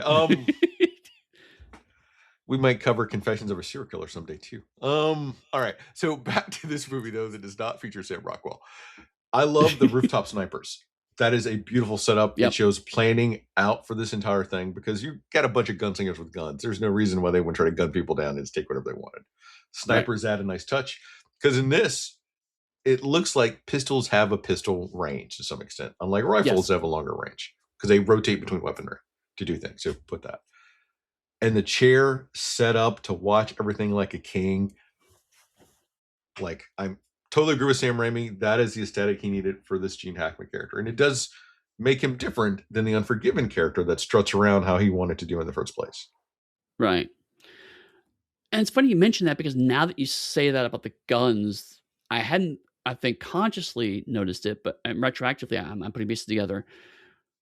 We're in kind of a weird place again with violence in this movie because the actual violence is ludicrously over the top. We talked about that, right? And it's like, you know, you can kick someone a stool out from under them and catch a bottle and hit them with it. It's not cartoonish, but it is over the top. And yet there are rules, not in the sense of the rules that Heron's putting out for the tournament, but rather the way the world works has a consistent set of rules. It's just that we're kind of learning them as the movie goes along because they're not. exactly real world rules. They're not even Western trope rules because we pointed out there's so many of them where pistols just whatever gun looks cool is what ends up doing what it wants to do. Um, but you're right. It's the and it does a lot of this scene of Harry getting the gun where it's the give him one bullet 'cause he can't choose way out of town. There are snipers around. Herod's built a little kingdom for himself, a little isolated space to do all this stuff in. And so we feel, oh yeah, that's why this makes sense. Most of these people are here because they want to be here. Court isn't. So we have to also build for people who may try to just use violence to solve the situation, which is cool because the lady's not in this scene. And so it doesn't feel like it is the lady has walked into a trap. It is the Yeah. lady has walked a situation that is slightly out of her control initially. And so by setting the rules with courts, the lady's also bound by them. So it feels more organic than just if she had been in that scene, for example, and all of this is explained, then it would just feel like, oh, okay, so here's a convenient reason why she can't just murder this guy right off the bat. But because it happens to court, it's the oh, I see. So it's logical to explain it's this guy who he has literally in chains. But we as the audience extrapolate the lady's also bound by all of this stuff, and that's why she can't do X, Y, and Z. So it's a really subtle way of building out the world without making it seem ham-fisted. Oh, such good stuff. Um, Flashback. Fuck. Fuck a flashback. But it does have her draw down on the little girl when she comes in again. Uh, the lady steps out onto the street for her duel. Court whispers advice to her. Wagon Wheel taunts her as she looks back to Court, and we see the clock at an angle. She steadies herself. The town falls silent. Bang! She draws, fires, executes before Wagon Wheel can even. I was going to make my tombstone joke about drawing leather, but messed up. The lady stares at Herod as the little girl praises her. She finds a dinner invitation from Herod and she dresses for the occasion. The pair quip at each other over dinner as they size each other up as they engage in a battle of wills. The next morning, Court drops his own backstory and exposition for the lady. Right. Um, One thing I forgot to mention in the earlier chunk because talking about using rules to explain things was the reason why there's always a fight and the reason why they always happens at the top of an hour is so that way they can make sure that everyone's drawing at the same moment. So they use the clock tower as a way to go, okay, when as soon as the clock starts chiming is when you can draw. So it allows you to endlessly repeat the quote unquote gunfight at noon Yeah. dynamic, but in a logical way. Um, and that ends up being relevant a bit later. But like that's also why the crowd goes silent is because like everyone has to be able to hear the gong. Um, so yeah, so like it ends up taking the stereotype and turning it into a rule, and it plays off really well here because Wagon Wheel's just talking a lot of shit, and she's just getting ready to do it, and then she does it. I remember she kills Wagon Wheel dead, so she's not as precise as the kid, but she's still really good, which is great. I'm trying to Um, remember. I think that she wounds Wagon Wheel, but oh Wagon no, Wheel right. decides he wants to try to gun her down, so that's when she has to kill him. No, that's right. Yes, because yes, now you say you're correct because she. No, well, She actively there's another tries not to kill people. there's another scene. Yeah, but this one shoots him with one leg. He tries to kill her again, shoots him near the leg, and he relents. But again, it's not quite as precise as the kid's doing.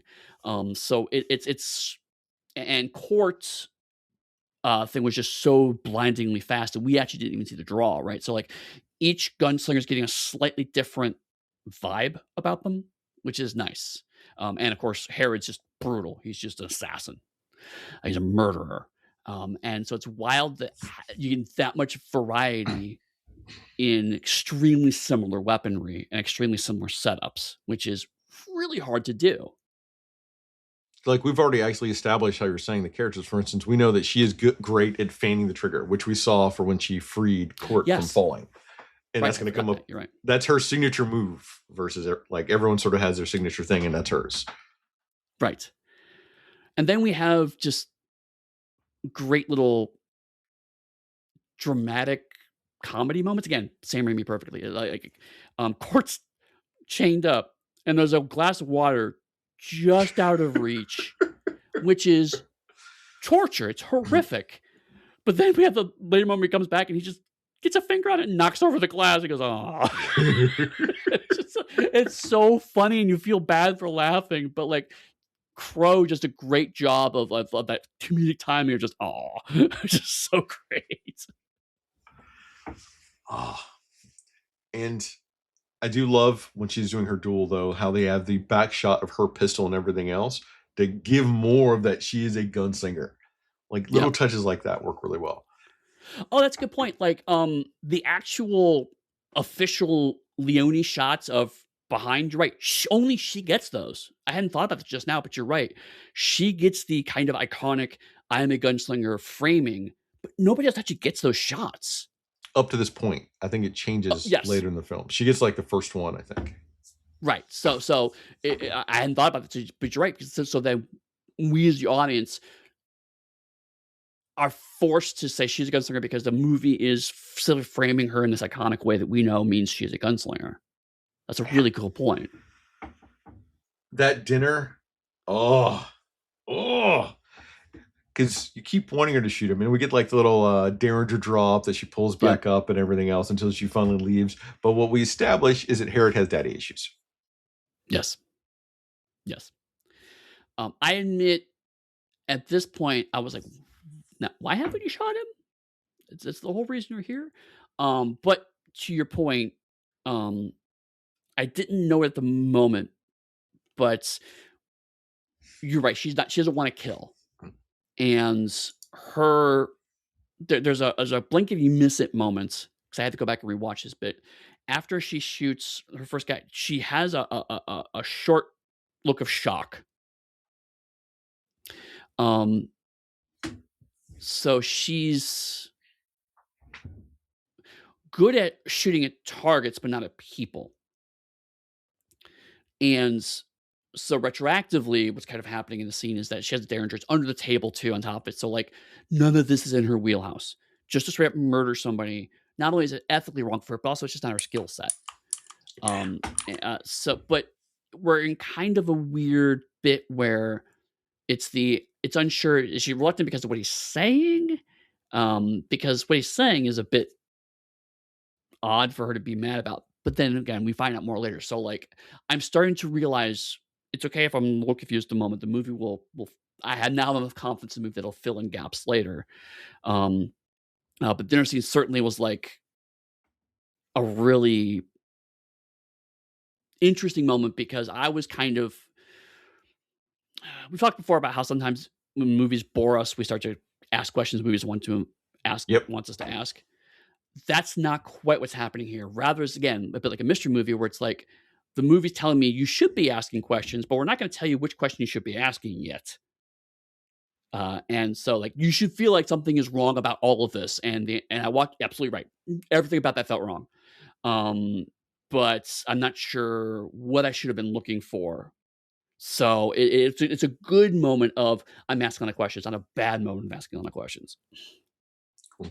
Anything else before we move on? I think that's that's pretty much it. Court, also explains his backstory. He used to be a villain, blah blah blah blah. Before the second round, Herod meets with Clay Cantrell, a professional shootist, as he tries to find out who hired him. But Cantrell refuses to admit who hired him, and Herod says he's going to make an example of the gunslinger.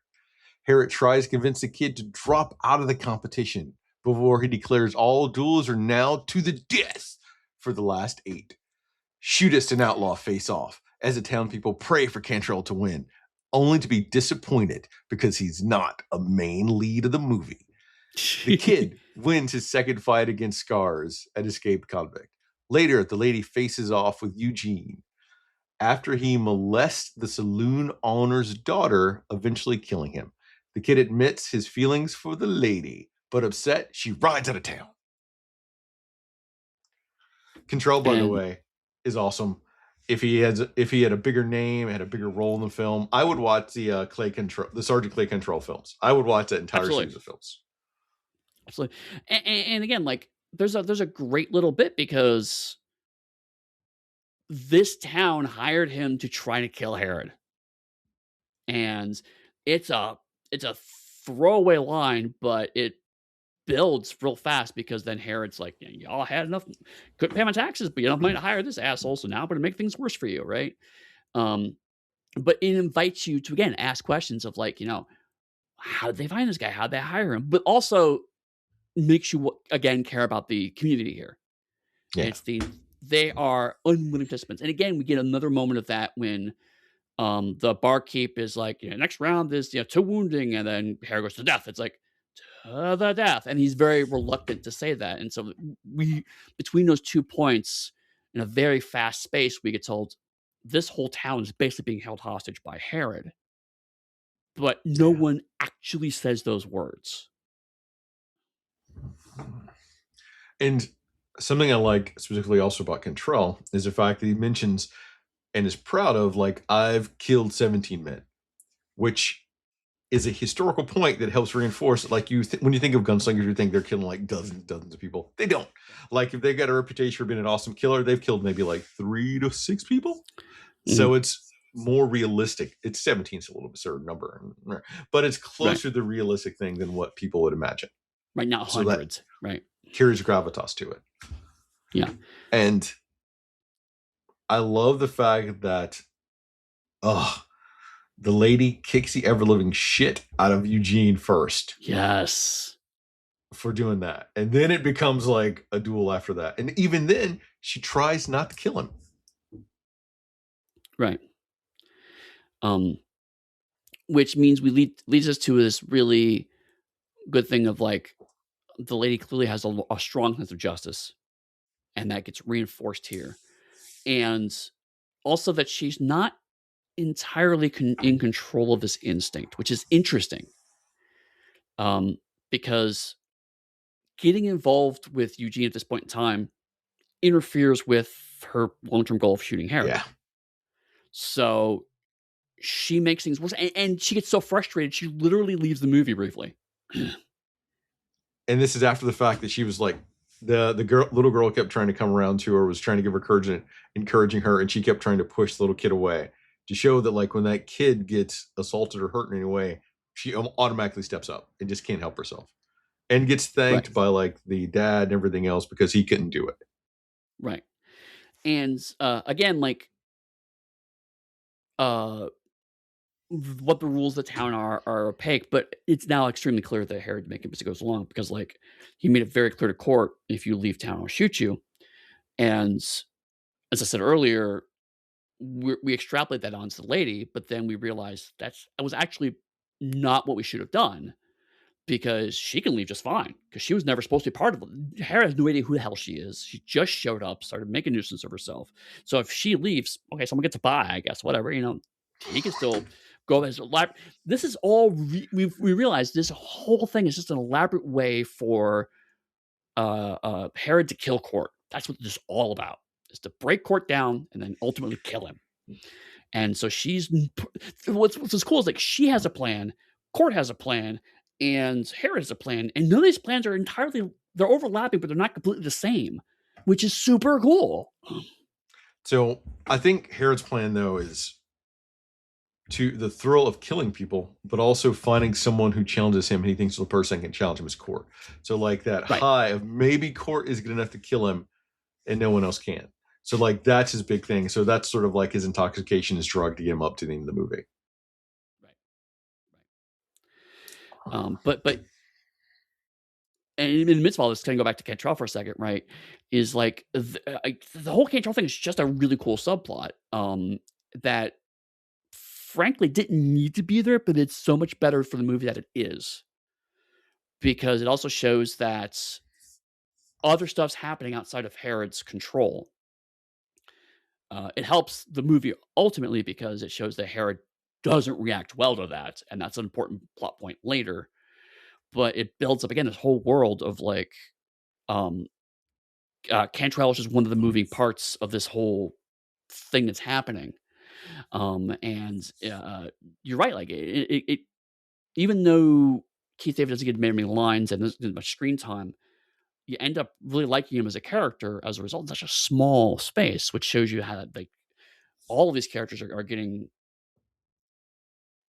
because of the dynamics of what's going on. All the characters become more and more interesting throughout the movie, Yeah. which is again very uh, uh, tournament movie structure. As as you get further around, you start to care about the characters, and then the ones that die hurt more. Maybe not Scars. Um, Although, is this the duel where the kid falls to his knees? Yes, it is at the end because he falls in. He's like, "Did he shoot him?" He's like, "I'm just so good." Oh, I know it's like he got shot. No, he's just bragging even more, and I'm like, oh, this is amazing. Because at that point, I was genuinely going, "Fuck you!" Oh my god, that's so good though. So this film, since we haven't touched on it and made a point about doing it for Tombstone, there is more diversity in this film than there is in Tombstone. Like, Yes. and it's more substantial diversity. It's not main lead cast how I think they should be, but it's there. And even in background actors, there are some diverse background actors back there without speaking lines. Yeah, like obviously, Tombstone had one black character that was on screen briefly, and there's a black character with lines. So obviously, there's that more diversity. But you're right. Like, even in the cut shots, there's a lot of Mexican characters with no lines, just in the middle of town with no explanation because they don't need to be explanation. Yeah. And Spotted Horse, who has very few lines, is a very distinctive character in the film. God, I love Spotted Horse so much because it's like, I've been shot by this, I've been shot, and he does it just too much. But he shows you his scars. Like, he's not wrong for bragging, but it's like, yeah, I get it, Spotted Horse. You got shot and you survive. It's cool, buddy. But it's like, but he does it in such a great way. It's like, I kind of love Spotted Horse. He's so awesome. So it's giving you like very small roles, but distinctive opportunities to shine. So that's great. And I wanted to make sure that we touched on that too, because it's huge because we still don't get that in Westerns now. Yeah. And I think it helps that like both Cantrell and Spotted Horse are interesting characters in a way that deviate from stereotypical portrayals. Yeah. Like Spotted Horse is not just the Native American. He is Native American who is arrogant and unkillable in weird ways. Anything else before we move on? Oh yeah, this is where body looting starts happening. It happened first with Ace. When his boots got taken, but they strip Ace down to like his long johns. Oh right, yeah, right. Sorry, but yeah, after this it becomes a regular thing, and each looting gets more and more macabre as it goes on. I think is this one, right? Yeah, that's when his teeth gets pulled. Yeah, and so it's like starts with stealing his clothing, and then taking weapons, and then like taking parts of them, and it's just like, and so again, like this is the middle of the town being held hostage, but we also see that some of the town is going feral, frankly. Not everyone, but some elements of the town are just ravenous. It's a point where, well, we're not there yet. So there's a point where that matters. But yeah, I just want to mention that the corpses are being looted now in a very RPG way. Meanwhile, Court duels Spotted Horse, but fails to kill him with the first and only, finishes him with the second bullet after it was tossed him by the shoeshine kid. Doc Wallace finds a lady at a nearby cemetery and tells her that he recognized her and knows why she's there. Flashback reveals that the lady's real name is Ellen McKenzie. Her father was a marshal in Redemption until Herod's gang invaded and lynched him. Herod gives Ellen a pistol and 3 shots to try to break the rope to save her father, but she accidentally shoots him in the head, after which she fled town. Doc hands Ellen her father's old badge and persuades her to help rid the town of Herod. So, yeah, this is part where it's like, okay, it's pretty much exactly Harmonica's story. Yeah. Right? Yeah. except for the, again, darkly funny moment of, it's like, you could do it, baby. You have 3 shots to shoot the rope, and then she kills her dad with the first shot, right? And then So even better is Hackman just going, "Yeah, close enough." And I'm just like, "Oh my god, that is so dark." so Jill does not usually like westerns, and so I was trying to finish this last night, actually, after we came back from Mm. something. And she's in the room for 5 minutes, and she was in there long enough to see little kid Ellen shoot her dad in the head. And go, yeah, that's about what I figured would happen, and then get up and leave. So she may think it was predictable that it occurred, and she's not wrong. No, but like, uh, um, at this point in time, yeah, like, this is the big reveal. Like, Herod's the person who ships. I was like, okay, we kind of got that. Like, Herod's the reason why she has nightmares. That's not a surprise. This moment is, though, um, and because we had the scene of her shooting the rope to save Court, and so everything is like, she maybe missed twice, and a third bullet, she tried 3 times, didn't make it, or like, something happened. But again, like, she just fails so badly Yeah, that which it's like, motivates her it to learn makes, to shoot. right. It's retroactively, it makes perfect sense why she's so good at shooting, why she's so bad at taking life. Everything about her is explained by that. But again, it's also just really fucking funny in a way that only Sam Raimi can kind of pull off at this point. So it's like, oh, geez, it's everything snaps into place, and so everything I was like earlier, like, I'm not sure what's going on later here. It's a little inconsistent when it's, oh no, this makes complete sense now. Her entire backstory, everything she does, she's not a reluctant gunslinger. She's reluctant to kill people that aren't directly involved with her path of vengeance, which is a character we've not quite seen. John Guitar is the only character that's kind of even close to that same space. Most every other gunslinger quote unquote character has been just happy to murder anybody who gets in their way. I don't think he's happy for all of them, but oh, Right. okay. Or at least nonplussed. And so my reading of the film, though, is like the reason she's having nightmares is because she's back to redemption, and redemption is why she's having nightmares every night. Sure. That makes sense too. But that was like my own mental reading of it as going through it. And Doc Wallace, man, I tell you, he's been there a long ass time and didn't leave. That's Yeah. kind of weird. There's more than a whiff of, this is all really convenient, right? But again, we're getting close to the last third of the movie, so and because this whole place is a bit artificial by design. Like, Herod has craft redemption into this place for him.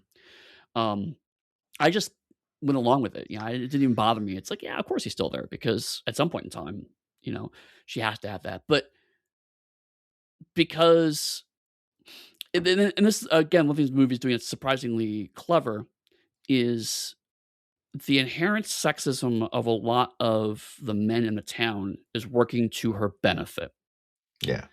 because at this point, one man finally realizes, oh, the little girl that actually murdered her father, who used to be the marshal, is this same woman now. But nobody else could have envisioned that little girl becoming a gunslinger to enact vengeance, because that's not what women do. Yeah. And the And we get movie's that not. reinforced at the start with Herod saying that women can't shoot or whatever it was anyway. Yeah, women can't. So, Yeah, women can't shoot for shit, right? Um, and so, like, the movie's not going out of its way to shove that down your throat. But when you have that in your heads, a lot of what happened here makes sense. Because if this had been a man, I would ask the question of, like, why didn't they realize this was the same person? But because it's a woman, I actually don't have that question, because the movie's reinforced to me, no one takes this woman seriously. so a question for you then is, why is Court so willing to shoot and kill Spotted Horse versus the other guy that he wouldn't do that to? Yeah, that slightly uncomfortable. Um, Again, I feel like this is a place where the implicit joke lands slightly wrong, just because of who was placed where, right? Because the big joke is, this guy's been shot so many times and never died, and then he gets shot and he dies, right? So, like, that's the obvious joke. But because he's the only indigenous character on screen, it's like, why is the white man happy to shoot this guy? Yeah. Yeah, I don't like that. But again, it's like, if you take that off the table, Court's arc still makes sense, is that he was extremely reluctant the first fight. He less reluctant in this fight because it has to play off for how he goes in the rest of the movie. And so just where Spotted Horse ended up in the script is unfortunate. The following day, Ellen challenges Herod, but he has already accepted a challenge from the kid. As Ellen and Court are the only fighters left, Herod orders them to fight, threatening to kill them himself if they refuse. Herod urges the kid to withdraw, but he refuses. He wounds Herod, but is fatally shot himself. Herod coldly refuses to take his hand as he dies, and afterwards saying it was never proven that the kid was his kid. When Court and Ellen face off, Court draws and fires on her. Dot declares Ellen dead. Court angrily demands to fight Herod immediately, but settles for a duel at dawn. That night, one of Herod's men breaks Court's right hand. So, I want to get to Ellen's thing in a minute because I have a lot to say about that. But before we get to that, um, I did like the fake out sense of like Ellen at first didn't realize she had to challenge someone directly, and so someone challenges her. And the second time, um, she's like, "Okay, no, I got this planned. I'm gonna." And then she getting challenged directly, has to shoot somebody else to kill him eventually, and she's like, "Fine, I'm leaving the movie." Then she comes back to the movie, and she's like, "All right, I'm gonna come back to the movie. I'm just gonna challenge Herod directly." And it's like, "Yep, someone's already challenged me off screen while you left the movie. Someone challenged me." And it's the kid, and it's like, of course it's the kid, right? And as soon as you hear it's the kid, it's like, of course it is. That's exactly where that character arc's going, and so the movie has to keep putting off that conflict, and it keeps finding different ways to do that. Because if at this point in time, it had been a third time, if it had been a random character that had challenged him, it would have been more unsatisfying. But because the kid, it's like, okay, no, that we have to have that thing first. So like other character arcs are interfering with the main character arc, so it's fun and interesting rather than just when are we gonna get to the thing we want to see. So it was a really cool moment, I thought. So, when you're watching this, since you hadn't seen it before, did you think there's any chance a kid could have killed Herod? I knew he was going to die, right? But it was a matter of how he was going to die, right? And again, like how he died was Herod just being unnecessarily cruel, which is we've seen Herod do, right? That's how he is, so not a surprise. But it's like, oh man, he was just trying to make you love him, and then you had to be an asshole about it, and so I feel bad about that. But the thing is, this is even an emotional beat for Herod, who he like makes an excuse about him not being his kid. Every other person he is shot and killed, like shot and killed. Right. Here he's shot, wounded, and he died. So there is a significant difference in that. And he just tried to talk him out of it. With nobody else he did. Repeatedly, like tries to talk him out of it. But when he shoots him, he doesn't then shoot him again to kill him. Right. How he did Ace, how he did Control. Yeah. Unrelated, well, somewhat related. This is a point in the movie where like I felt the movie was cut a little too close to the bone. Like there's a bit that probably should be cut out completely or added more, because after the kid slept with Ellen, who now know her name is Ellen, there's a brief throwaway line that I missed the first time, where he starts flirting with a different woman. Yeah. And then she makes a later comment that they're engaged. And then that pays off here where she's trying to comfort him while he's dying. And I'm like, who is this woman and what's going on? Like, some of it was I missed a bit, but it was so fast. Right. Yeah. And because it was the Court and Ellen are the actual romance of the movie. And so we have to break the kid out of that as fast as possible. And it was a little too fast. Well, they showed him before a couple times with her, but then you get his scene where he comes and expresses his deep emotions for Ellen before she rides out of town in the other scene. Right. So it was a bit confusing, and like I'm not adverse to it, but like, I thought it was just a kid going, I love this woman, but also this other girl I'm sleeping with on the side because like she's Ellen clearly has no problem with that. So I was like, fine, whatever, do So, what you got to do. Eddie, it's called a rebound person. In case you're curious what that is, I want this Right. person who rejects me, but since you won't reject me, let's do this thing. Right, but it was a bit too fast. I think it's slightly more with that, but again, I'm very very much quibbling. So what we've established before I move on is that the kid had daddy issues, Ellen has daddy issues, so dads are the problem. Yeah, really. If everyone just had a good father figure, none of this would have happened. So anything else before we wrap up this movie of daddy issues? No, because I want to get to Ellen's fight. Okay. So there's a moment during the fight. She gets shot. She has her hand to her chest. She pulls her hand away, and it's very clear that her hand is covered in. The movie retroactively is red ink, but it's very clearly fake blood. Right. And when I first watched it for a half a second, I was like, did Sam Raimi fuck this up? Because it's very obvious she had been shot. And every other time someone's been shot, we either see a bullet wound or it's shot in such a way that, they cover up the wound, there's blood coming out or whatever, so you don't see there's a hole there. Yeah. We see there's no hole there. And at first I'm like, did Sam Raimi, is this a fuck up? Did she shot wrong? Because then she slumps over and then the doctor says, oh my God, she's dead. But I realized after they cut from her to Herod that the doctor is actually between the two of them. So he can't actually see what we, the audience, see. Yeah. And so I'm like, holy shit, is this a Glass Onion moment where I happen to see the one moment where we showed you that she's actually alive. And it's like, did I actually just catch it? And it turns out I was right? It's like, she's not dead. But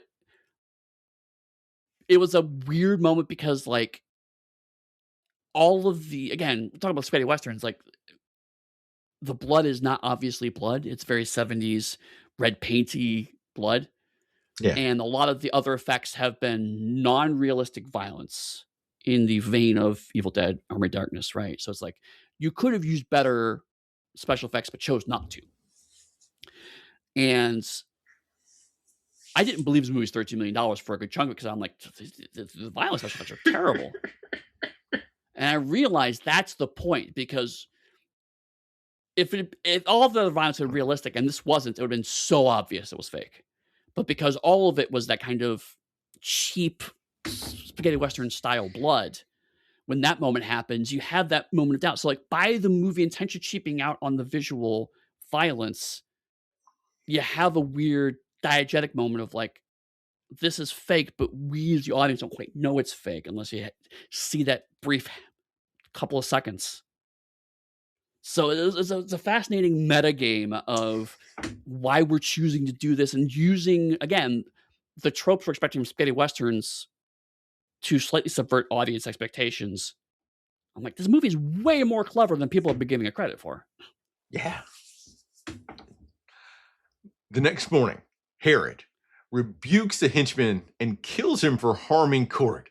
Herod confesses that he is afraid of Court, which is why he forced him to enter the tournament. As a matter of honor, he offers to fight Court left-handed, but still instructs his henchman to kill Court if he wins. At the moment, Herod draws. Several buildings explode, including Herod's house and the clock tower. Ellen emerges from the smoke in flames, looking super cool, having faked her death and planted the kid's dynamite with the help of Court and Doc. Court kills Herod's remaining henchman while Ellen faces off against Herod, revealing her identity by throwing her father's badge at his feet. Herod wounds Ellen, but she shoots him through the chest and then shoots him again in the eye and sends his body reeling back, Deadite style. She tosses the badge to Court and saying there's law in the town again and rides away, leaving him in charge to bring order back to redemption. So to my earlier point, like, then this fight happens and there's a literal hole through Herod. You can see a shadow that also has a hole in it. Oh, God. And I'm like, okay, yes, I see what you're doing, Sam Raimi. I'm here for it. This is this is almost cartoon violence at this point. Eddie, but is it a hole within a donut hole? Is my question for Right. you. It's so silly, but it's so perfect. Oh, we had to have the dynamite come back because they showed it Yep. to us, so we knew it was gonna be important. And we had to blow up the clock tower to show that like they've stopped all the gun competitions in town. Right. But the Deadite shot, it reminds me of when Bruce Campbell shot the Deadite with a shotgun and Yep. the Deadite went flying backwards. Oh my god. Yes. Well, and so we have a great moment of like throughout the whole movie. It's like this has been lots of I'm doing Sergio Leone, and now it's like no, I'm doing this is the Sam Raimi film that I am homaging myself. And it's like, you know what, buddy, you've earned it. But it works because it's Ellen who gets to do it, and for the last shot of the film. Yep. And also like the explosions, like there's just a bit too many of them, right? Like you blow up the clock tower, you blow up his house, you blow up the, and then it just keeps going. It's like it's more. It's like when did the explosion stop? No, nope, got a few more. Okay, all right, just finish your explosions. I guess it's just a bit too much, which is perfect, right? Because this whole movie's a bit too much. If you have a whole bunch of dynamite, Eddie, and you're only gonna get one chance to use it, you use it all. You don't fuck around. You blow up everything. I know, but it's just like you have destroyed this entire town, like literally, and then you go, it's your problem now, and right off. You are now in charge of the smoking crater. Congratulations, Court. But Eddie, that town has $123,000 to rebuild itself with. No, that blew up too. That was in the bar that blew up. I doubt it. Oh my god, this fucking movie. You've seen it now for the first time. Yep. It is not the other movie you thought it was. No. What did you think of The Quick and the Dead 1995, Sharon Stone, Sam Raimi? I am once again in the weird position of wondering what the hell people are on about. Because so many reviewers or whatnot are like, this movie was not that great or it's derivative, whatnot. I'm just like, what movie did you watch? The movie was amazing, right? Like it was just so much fun. We've been through a fair amount of interesting and challenging and dramatic westerns, and this is just fun. This is Django levels of nonsense, and it's amazing, right? It's like, and it's Sharon Stone being a badass. Yes, she's not as sexy as she was in other movies, but like that's. I don't even know what you're talking about, man. Like, well, Sharon Stone was still super sexy in this because she had like swagger and something to her. That's my point. Well, that's why I said like she was in other movies, right? It's like, she's a different kind of sexy here, and again, the movie's an interesting place of like they're writing her like she was a male gunslinger, but not ignoring the fact that she is a woman. Yeah, and so we are in very kind of postmodern Western in the sense of another movie going, hey, let's take a look at these Western tropes and point out how they're actually kind of bullshit by showing you them from a slightly different perspective. And this is one that I've been hoping for a while, which is let's have a woman who's not a sex worker, who's just a badass. And the movie gave me, once I realized what it was 5 minutes in, I was like, cool, this is what this movie is. And the movie's like, don't worry, I got you. And gave me exactly that. So I, of course, like this movie. I think this movie falls firmly in the super watchable category all the time because I'm a big Sam Raimi fan. Right. So it's a sweet spot. It's a Western. It has some diversity to it. It has Sharon Stone, who being awesome. So it is all wins. If you haven't seen it, I'd say watch it. Hands down. Yeah. But the only thing I would say against it, again, like there's a couple of minor character arcs that are a little perfunctory, places where a little bit more. During the duels, we kind of glossed over this. I mentioned it earlier. The patented Sam Raimi zoom and tilt gets used a lot during those. But I kind of realized after a minute, again, it's like, I think it's almost Sam Raimi kind of making fun of himself a bit because Leone also did a lot of sudden zooms. Yeah. And so like it's a case of we both do this, although Sam Raimi adds a tilt that Leone didn't. And so it's like, hey, here's the thing we both do. So I'm gonna do it. And I'm gonna do it some more. And then I'm gonna keep doing it. I mean, here's a lot of it. And it's like, wait, Sam, just shh, shh, shh, right? But I think, again, I think he's slightly self-aware of like, this is just, especially during, it was the court's second duel. I specifically noticed this. It happens 8 times in a row. And I'm like, that So has to be fucking intentional. I don't know if it was intentional because I like the interview I think that we saw. He talks about being confused and feeling like a dinosaur after the film came out Okay. and how he had to evolve and everything else. I think he had a good instinct for it and he trusted his instinct, but didn't know how much to go in for. Okay. And because he does like the Cooper super like intense zoom and tilt to everybody, like shoe shine kid, Sure. got it. Little girl, got it. Kid pick it up, shit, doesn't get it. But horse, That was so funny. That was so funny. So it's a mix of like brilliance, but not knowing when to pull back. Because I'm assuming part of it is if he's constantly fighting the studio, he's going to try to do it more in case they cut stuff from it that's still there. Okay. So I see that tension battle likely impacting it, and unfortunately, it made him question himself. But then he got to go do Spider-Man and everything else after that. So right, yeah, and that's the thing is like, Sam Raimi after this, there's a weird part of his career where he tries to be like other directors, and it's less interesting, and then he goes back to his own style, and he was more interesting again. So like this is, I think, like kind of sounds like a tail end of him having his own distinctive visual style, for a minute. And so like but it's, if you're gonna pick a director to emulate Sergio Leone, man, it's got to be Sam Raimi. And so it's yeah, I'm with you. Like this is weirdly, I think, one of my favorite '90s westerns so far. All right. So how many '90s westerns have you seen? If you say 3, that's not a big thing to like rank it by. I've seen 3. If your 3 are Posse, Tombstone, and The Quick and the Dead, Eddie, that's not like those are in fact the 3 I've seen. Of the three movies in the '90s we've seen, this is my favorite so far. Which is not a great representative sample, but it is surprising that I like it better than Tombstone, which is a movie that I previously really loved. So, all right. So in case people are curious, we've had a great little run of westerns, but as Eddie mentioned at the start, Eddie needs a little western break. So what we're going to do is we're going to do a hard shift for 4 episodes, and we're going to cover The Matrix, starting with The Matrix 1999. It's like I built it specifically to hit like a 95 western to shift into a 1999 movie. So we're still in the 90s, baby. Right. And I know, yes, most of the Matrix movies after the first one people don't like. I'm going to try to give them all a fair shake. I have opinions about Matrix 4. But yeah, we're gonna start with the good one, and then we'll see where it goes from there. I know Kung Fu. You do know Kung Fu. That would not be my quote, so I had to throw it out now. If people want to ask you about your Kung Fu skills, where would they find you online? Eddie, no, we're not doing that yet. I need you to tell me, out of all the guns in this movie we saw, who had your favorite gun? Oh, in Quick and Dead? Yep.